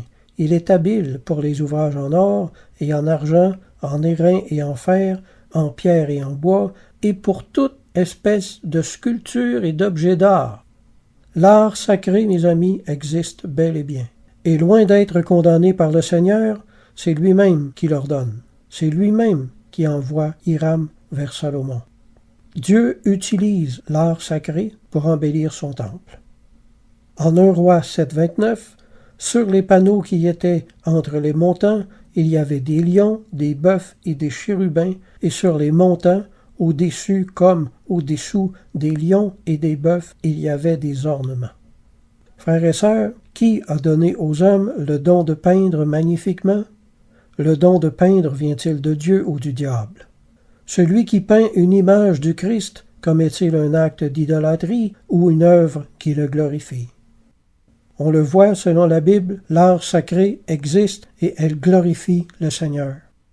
Autre passage, Exode 30, 1-6. L'Éternel parla à Moïse et dit, « Sache que j'ai choisi Beth-Salel, fils d'Uri, fils de Hur, de la tribu de Juda. Je l'ai rempli de l'Esprit de Dieu, de sagesse, d'intelligence, de savoir pour toutes sortes d'ouvrages. Je l'ai rendu capable de faire des inventions, de travailler l'or, l'argent et l'airain, de graver les pierres à enchâsser, de travailler le bois, d'exécuter toutes sortes d'ouvrages. J'ai mis de l'intelligence dans l'esprit de tous ceux qui sont habiles pour qu'ils fassent tout ce que j'ai ordonné. » Plus tard, Moïse redit la chose au peuple en ses propres mots.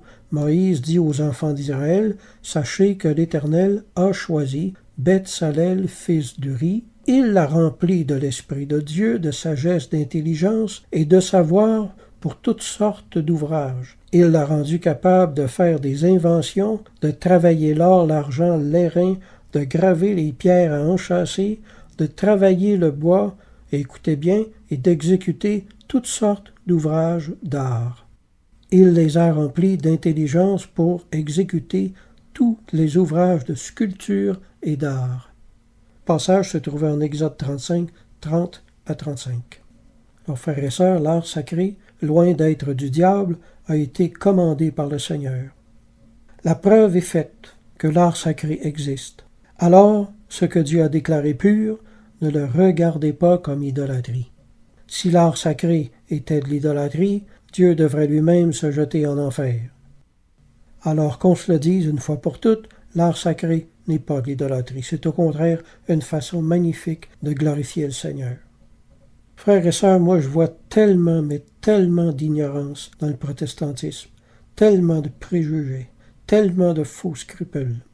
Il faut que ça change, il faut que les choses changent, il faut que les esprits s'élèvent et acquièrent du discernement. Dieu a sanctifié l'art sacré dès l'époque de Moïse. Et aujourd'hui, 3500 ans plus tard, on est encore à croire qu'il s'agit d'idolâtrie. On condamne les images de Jésus. Comme c'est ridicule, mais quand est-ce qu'on va apprendre? L'art sacré, ça rend le cœur sensible aux choses divines. Ça accomplit un extraordinaire travail d'édification intérieure. C'est comme la musique. La musique, c'est quelque chose qui peut grandement nous rapprocher de Dieu. Ce que les oreilles entendent, ce que les yeux voient, nous rapproche du Seigneur. Tout ce qui fait penser au Seigneur, tout ce qui nous rappelle le Seigneur, vient du Seigneur. Le talent de peindre vient de Dieu, tout comme le talent de jouer d'un instrument. Les représentations du Seigneur glorifient toujours le Seigneur. Les symboles ne sont pas des idoles. Une image vaut 10 000 mots. Une image sainte est une prédication en soi. La peinture de Jésus jetant un regard compatissant sur la brebis retrouvée est une prédication de l'Évangile. Le diable déteste tellement le Christ que s'il en avait le pouvoir, il arracherait toutes les peintures, toutes les images et détruirait tout ça, tout ce qui le représente.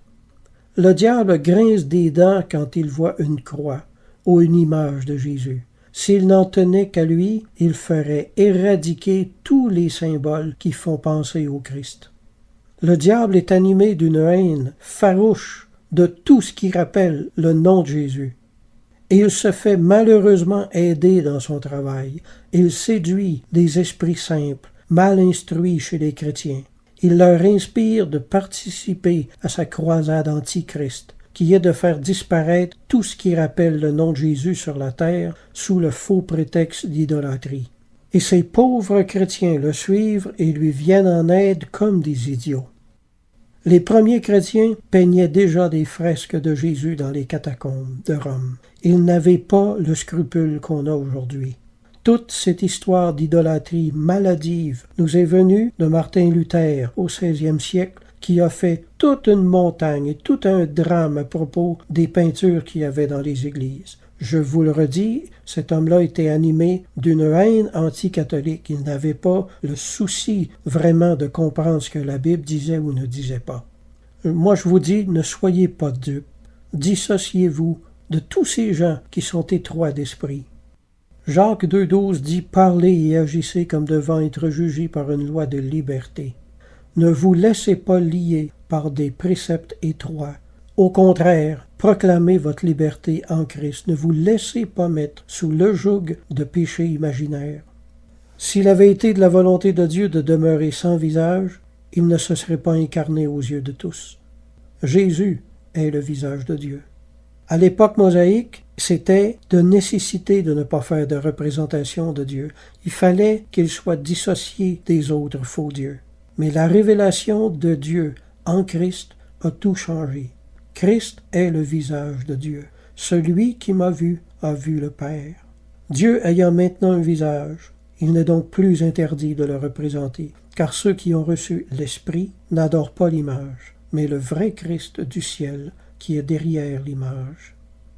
D'ailleurs, le petit catéchisme stipule clairement ceci: l'on n'adore pas les images, on ne fait que les honorer. Alors ne dites pas que les cathos adorent les images, ce n'est pas vrai. Si vous le dites, ce sera de la calomnie. Et prenant toutes ces choses en compte, et ayant longuement étudié et pesé la question, le second concile de Nicée, en octobre 787, a déclaré la chose suivante. Comme pour la représentation de la précieuse et vivifiante croix qu'on place les vénérables et saintes images, mosaïques ou œuvres faites de toute autre matière, dans les saintes églises de Dieu, sur les objets ou les vêtements sacrés, les murs et des tableaux, dans les maisons et les chemins, l'image de notre Seigneur Dieu, Dieu et Sauveur Jésus-Christ, celle de tous les saints et des justes. En effet, plus on les voit, grâce à leur représentation et image, plus, en contemplant leur image, on est amené à se rappeler et à aimer les modèles originaux qui sont derrière, et à leur donner salutation et respectueuse vénération. Non pas l'adoration véritable, propre à notre foi, qui convient à la nature divine seule, mais comme on le fait pour la représentation de la glorieuse croix, pour les saints évangiles et tous les autres objets sacrés. Car l'honneur rendu aux images s'en va au modèle original, et celui qui vénère l'image vénère en elle la personne de celui qu'elle représente. Fin de citation. Arrivé à ce point-ci, je désire faire une prière. Je te rends grâce, Seigneur, de ce que tu nous as donné l'art sacré, qui nous rappelle tout ton ministère sur la terre, ta vie, ton sacrifice et ta résurrection. Tu nous édifies par tant de beauté et tant de moyens. Je te rends grâce et gloire pour ce don que le diable déteste tant et cherche à avilir. Je te prie, pardonne à ceux qui ont pris parti avec lui à cause de l'ignorance qui est en eux. Amen. Parlons de Marie maintenant. Il y a quelqu'un qui me lance ceci un jour. Dieu est saint et ne partagera pas sa gloire avec des démons qui se cachent derrière le nom de Marie pour emmener le peuple à l'idolâtrie. Savez-vous que le livre de Jérémie, chapitre 7, chapitre 10, chapitre 44, parle de la reine du ciel qui est Marie? OK. Ce genre de discours-là, c'est très représentatif du raisonnement protestant. Prenons le temps d'examiner tout ça. Premièrement, dire qu'il y a des démons qui se cachent derrière le nom de Marie, c'est vraiment n'importe quoi. Frères et sœurs, on parle ici de la mère du Christ. On ne parle pas d'une putain à 4 étoiles, là. Dire qu'il y a des démons derrière Marie, c'est blasphématoire. C'est sacrilège. Là où il y avait des démons dans les évangiles, il y avait des démonstrations de colère, de fureur, de rage, de folie suicidaire et des prophéties antichrist. Ça, c'est ce que la Bible nous montre. Là où il n'y a pas de démonstration démoniaque, il n'y a pas de démons. Quand il y avait des démons quelque part dans les évangiles, ils se manifestaient d'une façon ou d'une autre, de manière à ce qu'on les voit. Alors, mes amis, s'il y a des démons derrière le nom de Marie, prouvez-le. Sinon, taisez-vous au lieu de dire des idioties sur le dos de la mère de notre Sauveur. Deuxièmement, concernant la reine du ciel dont Jérémie a parlé, disons d'abord que le prophète Jérémie est venu 600 ans avant la naissance du Christ, donc il ne pouvait pas s'agir de Marie, hein? Vous êtes d'accord avec moi? Quelquefois, les arguments protestants, c'est vraiment du gros n'importe quoi. La reine du ciel dont Jérémie a parlé était une idole, une déesse que l'on adorait. Elle a porté plusieurs noms. Chez les Babyloniens, on l'appelait Sémiramis. Chez les Grecs, c'était la déesse Diane. Chez les Romains, c'était Vénus. Maintenant, de quel droit le protestant ose-t-il associer une fausse déesse de l'Antiquité à la mère de notre Sauveur et lui attribuer une même valeur d'idole? Encore une fois, je trouve personnellement que c'est blasphématoire, là, que ça n'a aucun bon sens. La Bible n'a jamais sali le nom de Marie. Au contraire, l'Esprit Saint a dit « Désormais, toutes les générations me diront bienheureuse ». C'est-à-dire que son nom serait laissé en bénédiction et prononcé avec vénération et placé avec honneur pour toutes les générations à venir. C'est quand même incroyable. Puis c'est l'Église catholique qui a accompli cette prophétie invraisemblable. La Bible ne dit pas qu'il y a des démons derrière Marie. J'ai davantage l'impression qu'il se cache des démons sous la langue de ceux qui salissent son nom. Pour les pharisiens, tous les arguments tordus étaient bons pour arriver à prendre le Christ en défaut. Ils ne cherchaient pas la vérité, ne cherchaient pas à comprendre. Ils cherchaient seulement à détruire la réputation du Christ par tous les moyens. Les protestants sont animés du même esprit haineux envers les catholiques. Le but à atteindre par tous les moyens, c'est de détruire la réputation de l'Église. Martin Luther ne cherchait pas la vérité. Il voulait la peau de l'Église sur un mur. Et aujourd'hui, ses descendants lui ressemblent fidèlement.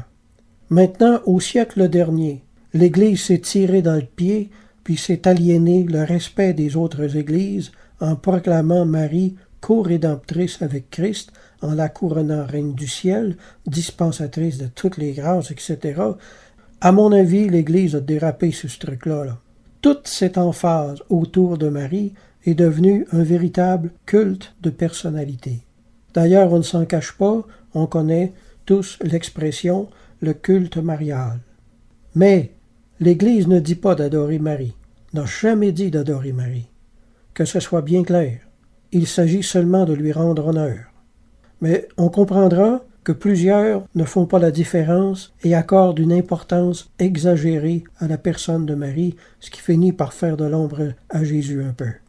À quelque part, le danger, c'est que ce qu'on donne à Marie, on l'enlève un peu au Christ. Maintenant, entendons-nous bien.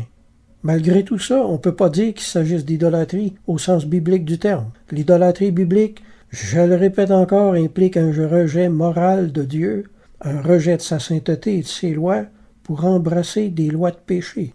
Et de ça, le culte marial n'est absolument pas coupable. Au contraire, le culte marial prône toutes les valeurs morales chrétiennes, la sainteté de mœurs, la chasteté, la douceur et la miséricorde divine. Le culte marial conserve toutes les valeurs évangéliques. La véritable idolâtrie, au contraire, va à l'encontre des valeurs évangéliques. L'idolâtrie marche en ennemi de la croix de Christ, alors que Marie ne pousse jamais au péché, mais à toutes les vertus. Elle n'éloigne jamais personne de Jésus, mais au contraire pointe toujours vers lui. Alors encore une fois, il faut donner à César ce qui appartient à César, et à Dieu ce qui appartient à Dieu. On ne peut pas dire que le culte marial produit des mauvaises choses, produit des péchés, parce que ce n'est pas le cas. Alors, on ne peut pas parler d'idolâtrie. Marie n'égare pas loin du Christ, mais au contraire, elle ramène toujours au Christ et à l'Évangile. Le culte marial est donc pas un culte idolâtrique, c'est seulement un culte de personnalité, ce qui demeure très bénin comme erreur. On est tous des êtres humains. Quelquefois, on exagère un peu sur un point ou sur un autre, mais ça ne fait pas de nous des personnes méchantes pour autant, pas vrai?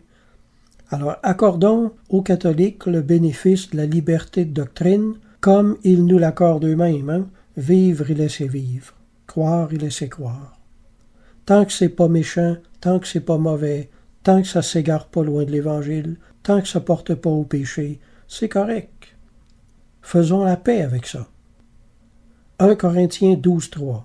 Paul établit une règle par laquelle on peut savoir si une personne vient de Dieu ou non. Il dit « C'est pourquoi je vous déclare que personne, s'il parle par l'Esprit de Dieu, ne dit « Jésus est anathème » et que personne ne peut dire « Jésus est le Seigneur » si ce n'est par l'Esprit Saint. À aucun moment et à nul endroit, Marie n'a dit que le nom de Jésus était anathème.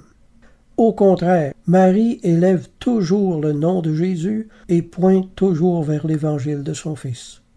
Alors, le culte marial ne peut pas être classé comme culte idolâtrique. Si le culte marial est une erreur, il n'est quand même pas un péché passible d'enfer éternel. Chaque Église et chaque chrétien possède des doctrines propres qui sont discutables. Alors, accordons-nous un peu de latitude. Bon, point numéro 8, le symbole de la croix. Les démons tremblent au nom de Jésus. Ils tremblent de rage et de haine. Ils ont la colère quand ils voient le signe du Fils de l'homme. Je parle de la croix. Les démons détestent Jésus, même en peinture. Il est tellement triste de voir tant de chrétiens entrer dans cette haine des symboles divins et de ressembler à leur ennemi. Jésus a parlé lui-même du signe du Fils de l'homme qui apparaîtra dans le ciel. Matthieu 24:30. Qu'est-ce que vous pensez que c'est, ce signe-là? Que la croix soit le symbole du Christ. Croyants et non-croyants de la terre entière le reconnaissent. C'est universellement connu et reconnu. À son retour, les hommes vont voir la croix dans le ciel, puis tous ses ennemis vont trembler. Le signe de la croix, c'est l'abrégé de toute la doctrine chrétienne. C'est pour ça que le diable déteste tant. La croix est le symbole de foi. Il n'y a pas plus d'idolâtrie à regarder une croix sur un mur qu'il n'y en avait à regarder le serpent d'airain au temps de Moïse. Il n'est pas contre l'esprit chrétien de porter une croix, au contraire. S'identifier ouvertement comme chrétien est au contraire un acte courageux par lequel le chrétien catholique confesse Jésus-Christ comme Seigneur. Moi, je connais un paquet de chrétiens évangéliques qui cachent leur foi au travail pour ne pas être persécutés. Les jambes leur tremblent comme de la guenille quand on les découvre et qu'on leur demande s'ils sont chrétiens. Comment vous trouvez ça? Un auteur nommé De Brandt a écrit ceci. Les cœurs vraiment chrétiens vénèrent avec un souverain respect la croix du Sauveur, qui est le gage le plus touchant de son amour. En effet, qu'est-ce que la croix? C'est le lit nuptial sur lequel il enfanta ses élus. La croix, c'est tout le christianisme. Que dit cette croix à nos cœurs? Ne les pénètre-t-elle pas du plus tendre comme du plus reconnaissant amour? Notre gloire est en Jésus crucifié, ô croix précieuse, depuis tant de siècles, l'objet de la vénération des fidèles. Vous êtes ma plus douce consolation. Fin de citation. Depuis plusieurs années, j'ai placé une très vieille croix sur le mur de ma chambre, avec le Christ crucifié dessus, et je regarde cette croix pendant que je prie. Il me serait impossible de décrire tous les bienfaits spirituels que cette croix m'a apportés. Je regarde toutes les souffrances du Seigneur, et chacune d'elles devient une exhortation à me courber comme lui à la volonté de Dieu, à l'imiter dans son obéissance, dans son acceptation, dans son amour. L'idolâtrie ne pourrait jamais me porter à faire autant de réflexions spirituelles et m'aider à augmenter mon amour pour le Seigneur. Alors avant de condamner quelque chose, frères et sœurs, regardez-en d'abord les fruits. Un mauvais arbre ne porte pas de bons fruits. Pour moi, regarder cette croix au moment de la prière m'a apporté beaucoup d'édification. À la rigueur, il y a certains chrétiens qui vont accepter une croix vide, mais pas le Christ dessus. Quelqu'un qui me dit sur Facebook une fois, « Le Christ est ressuscité, il n'est plus sur la croix, ça nous rappelle la mort du Seigneur, et nous ne devons plus nous rappeler de sa mort, mais de sa résurrection. » Qu'est-ce que vous pensez de cet argument? Comme si se rappeler de la mort du Seigneur, c'était quelque chose de mal. Le protestant pur et dur emploie des arguments tout à fait contradictoires et tombe par terre devant les Écritures. C'est super bien d'honorer sa résurrection, mais c'est principalement de sa mort que le Seigneur a voulu qu'on se souvienne. Regardez la Sainte Seine. Après avoir soupé, il prit la coupe et dit « Cette coupe est la nouvelle alliance en mon sang. Faites ceci en mémoire de moi. Toutes les fois que vous mangez ce pain et que vous buvez cette coupe, vous annoncez la mort du Seigneur. » Une autre traduction, la traduction Knox, a rendu « Vous prêchez la mort du Seigneur ». La traduction Taylor a rendu « Vous redites le message de la mort du Seigneur ». Alors la Sainte Seine est un mémorial de sa mort. Si c'était mal de se rappeler de sa mort, pourquoi le Seigneur nous dit de le faire? De même, chaque fois que je regarde ma croix avec le Christ crucifié dessus, je me rappelle sa mort et son amour. Venez pas me parler d'idolâtrie, c'est n'importe quoi, Pourquoi est-ce que ça vous scandalise de voir le Christ crucifié sur une croix? Est-ce que c'est possible qu'il y ait encore en vous quelque chose de rebelle au Seigneur?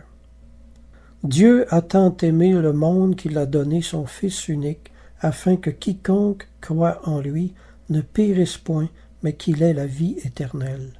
Un crucifix avec le Christ crucifié est le résumé de tout l'Évangile. C'est une véritable prédication du salut. Quand je regarde une croix avec le Christ dessus, je vois Jean 3,16. Ne vous rangez pas en ennemis de la croix, frères et sœurs. Ne courez pas le risque de combattre contre Dieu. Beaucoup de chrétiens ont la haine du symbole de la croix. C'est à se demander dans quel camp ils sont. Moi, je peux vous dire, ceux qui ne portent pas la croix dans leur cou, souvent ils ne la portent pas non plus dans leur vie. Quand tu ne veux pas être identifié comme chrétien, il y a quelque chose qui tourne pas rond. Je pense que lorsqu'une personne est ennemie de ce symbole, c'est parce qu'elle en est l'ennemi dans son cœur quelque part. Le docteur en lettres, Francis Trochu, historien de la période de la Révolution en France, a dit qu'on faisait passer des milliers de gens innocents à la guillotine. C'est ce qui arrive quand le diable s'empare d'un gouvernement. Il raconte que par un arrêt en 1793, on prescrit d'enlever tous les signes religieux qui se rencontrent sur les routes, les places, les édifices, dans le but d'effacer la trace de Dieu, entre guillemets. C'est ce que la réforme luthérienne a fait, c'est ce que le communiste a fait, c'est ce que l'islam fait, faire disparaître tous les symboles religieux. Alors les chrétiens qui détestent le signe de la croix ne savent vraiment pas de quel esprit ils sont animés. Les symboles religieux chrétiens sont une richesse et une bénédiction sur la terre. Incidemment, un jour en Israël, le Seigneur a voulu punir son peuple et une partie de ce châtiment consistait justement à lui enlever tous ses symboles. En Osée 3,4, écoutez bien, « car les enfants d'Israël resteront longtemps sans roi, sans chef, sans sacrifice, sans statut, sans éphod, sans téraphim. Dieu leur fait la menace de leur enlever les statues saintes, en punition de leur état rétrograde. En d'autres mots, vous avez rejeté le Seigneur, alors vous n'êtes plus digne d'avoir des représentations des choses saintes. Osée, en d'autres mots, leur a dit, vous voulez pas du Seigneur, alors le Seigneur va vous enlever jusqu'aux moindres choses capables de vous rappeler de lui. C'est comme une femme qui apprend que son mari l'a trompée. Qu'est-ce qu'elle fait? Elle déchire toutes les photos de noces, elle part en amenant tous les meubles, puis même jusqu'aux carrés de glace qui sont dans le réfrigérateur. C'est un peu ce que Dieu a fait ici. Colossiens 2, 14, 15. Il a effacé l'acte dont les ordonnances nous condamnaient et qui subsistait contre nous. Il l'a détruit en le clouant à la croix. Il a dépouillé les dominations, les autorités, et les a livrées publiquement en spectacle, en triomphant d'elles par la croix. On comprend que le diable déteste, abhorre et exècre la croix au plus haut point, parce que c'est le symbole de sa défaite irrémédiable. C'est le symbole de sa honte. La croix, c'est le symbole de son humiliation. Alors quand je vois des chrétiens prendre position contre le fait de porter une croix, je dis qu'ils ont adopté les sentiments du diable. De grâce, ne prêtez pas vos sentiments à l'ennemi. Ayez plutôt les sentiments qui sont en Jésus-Christ. Je suis incapable, moi, d'imaginer le Christ entrer dans une église et se mettre à arracher toutes les croix qui sont sur les murs. Et vous? La croix est le symbole du salut et le signe de la victoire de Dieu sur notre ennemi. C'est aussi le signe de notre victoire et c'est la preuve de l'amour de Dieu pour ce monde. C'est également le signe de notre appartenance, de notre participation à l'Évangile. La croix, c'est l'écusson de notre armure, la bannière au-dessus de nos têtes et l'emblème de notre armée. La croix que l'on porte autour de notre cou est le signe de l'autorité dont on dépend. Porter une croix visible est une confession de foi publique. Ceux qui portent la croix honorent le Seigneur. Cependant, beaucoup de chrétiens outragent et ridiculisent cette pratique. Encore une fois, de quel esprit sont-ils animés? Ce sont les esprits mauvais qui leur inspirent cette haine. Ils entrent dans la haine des esprits mauvais. Ils ne réfléchissent pas un instant à ce qu'ils font. Alors je vous supplie, là, au nom de Dieu, ne participez pas au péché de l'ennemi. Ne participez pas au péché des démons. N'allez pas faire équipe avec eux dans leur campagne de dénigrement du Christ. C'est pas pour rien que l'islam ne tolère aucun symbole de la croix. C'est pas sans raison que nos gouvernements mondains le font enlever des écoles et des endroits publics. Ils pensent faire oublier mon nom à mon peuple. Jérémie 23, 27. Beaucoup de chrétiens sont entrés d'eux-mêmes dans cette guerre contre la croix et pêchent contre l'Église en faisant ça. Ils font reculer le royaume de Dieu au lieu de l'avancer. Réalisez ce que vous faites. Ah ben, porter une croix, c'est de l'idolâtrie. Avez-vous entendu ça? Moi, j'entends ça tout le temps. C'est n'importe quoi. Montrez-moi ça dans la Bible, que le signe de la croix, c'est de l'idolâtrie. Moi, je vous dis, si vous aimez le Seigneur, ne vous laissez pas embarquer dans tous ces raisonnements protestants. Honorer la croix, c'est honorer celui qui est mort dessus. La pensée protestante est tellement illogique quelquefois, là. Ces gens-là se pensent tellement bibliques, alors qu'ils sont tellement perdus. Si vous ne portez pas de croix, c'est votre choix, c'est pas une obligation. Mais au moins, si vous en portez pas, ne diabolisez pas ceux qui le font. Parce que c'est le propre des lâches que de condamner chez les autres les choses qu'ils n'ont pas le courage de pratiquer eux-mêmes. Vous condamnez le catholique parce qu'il est plus courageux que vous et parce qu'il vous est une réprimande vivante.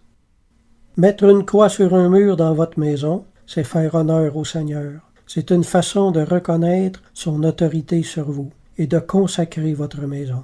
C'est également une façon de confesser que nous sommes chrétiens devant tous ceux qui vont y entrer dans cette maison.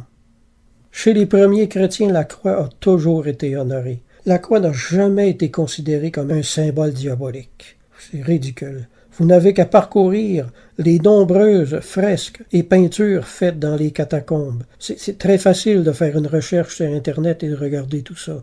Je ne crois pas que ces chers frères étaient des idolâtres qui sont allés en enfer après avoir donné leur vie dans l'arène. Si vous condamnez le catholique parce qu'il porte une croix, vous commettez un grand péché. N'allez pas vous croire supérieur. Une autre protestante, très militante contre les cathos, me dit un jour « Je dirais juste attention aux idolâtries, et ce péché, ça peut être dans le sens que l'on fait une image taillée de Jésus sur la croix. » Bon sang, comment vous trouvez ça un argument comme ça? Est-ce que Jésus est un Dieu étranger? Est-ce que Jésus nous conduit dans la prostitution, le meurtre, la magie, la cupidité? Des raisonnements comme ça montre à quel point certains chrétiens peuvent être à côté de la traque. Là. Que Jésus soit une idole, ça devient complètement ridicule. J'en reviens pas de voir l'ignorance, les scrupules stupides, la superstition qu'il y a chez les chrétiens protestants. Plaise à Dieu que Jésus devienne votre idole. Plaise à Dieu que Jésus devienne une idole pour le monde entier. Alors toute cette histoire de voir de l'idolâtrie partout sur les murs et de condamner tout le monde, là, tous les catholiques, là, ça commence à bien faire. Là. Réalisons que c'est nous qui avons une conscience trop scrupuleuse et une compréhension trop étroite du premier commandement. Ayons du respect pour les catholiques. Ils ne sont pas les ennemis de Dieu ni les vôtres. Si vous voulez partir en croisade, là, partez en croisade contre l'islam. Ils sont là les vrais ennemis du christianisme. Les catholiques sont doux comme des moutons, puis se défendent jamais quand on leur tape dessus. Ça prend pas beaucoup de courage pour parler en mal d'eux. Si vous voulez mesurer votre courage, allez taper sur l'islam, comme vous tapez sur les catholiques. Là, vous avez une religion totalement ennemie du christianisme. C'est facile de faire les grands héros de la vérité biblique devant les catholiques et d'ouvrir une grande bouche puis de les condamner. Si vous voulez m'impressionner, là, allez faire la même chose contre les musulmans. On va voir si vous êtes encore brave. On va voir si vous avez du courage. On va voir si vous avez encore autant à cœur la vérité biblique. Je voudrais terminer avec ce verset. Galates 3.1. Ô Galates dépourvus de sens, qui vous a fasciné? Vous, aux yeux de qui Jésus-Christ a été peint comme crucifié. Je vous laisse avec ça. Je laisse tout ça à votre réflexion. Je pense avoir fait le tour. J'espère que toute la question d'idolâtrie est beaucoup plus claire dans vos esprits maintenant. Alors, ne condamnons plus des choses que Dieu n'a pas condamnées. Ne condamnons plus des gens que Dieu n'a pas condamnés. Rappelons-nous que nous aurons à rendre compte de toute parole vaine sortie de nos bouches. Amen.